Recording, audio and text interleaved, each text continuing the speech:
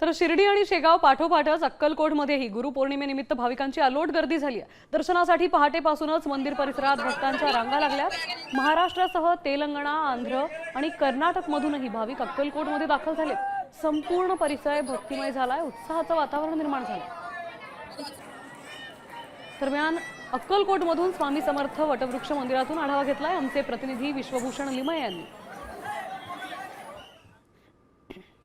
गुरुपौर्णिमेनिमित्ताने आज श्री वटवृक्ष स्वामी समर्थ मंदिरामध्ये आपण पाहू शकताय की भक्तांची मांदियारी जी आहे ती आपल्याला या ठिकाणी दिसून येते। साम टीव्हीची एक्सक्लुझिव्ह दृश्य मी तुम्हाला दाखवण्याचा प्रयत्न करतो। या ठिकाणी तर रात्री 12 वाजल्यापासून ही जी गर्दी आहे ती झाल्याचं आपल्याला पाहायला मिळतंय।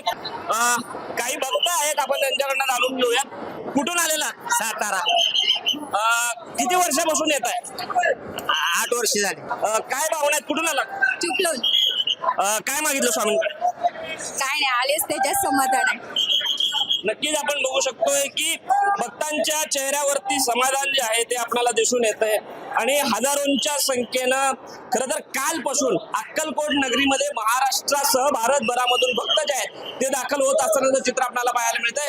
आणि जशी जशी वेळ जाते तसा तसा भक्तांचा ओढा जो आहे तो अक्कलकोट स्वामी समर्थ मंदिरामध्ये येत असल्याचं एकूणच चित्र आपल्याला सध्या पाहायला मिळतंय। या नागेश चिपासह विश्वभूषण लिमये, साम टीव्ही न्यूज, सोलापूर।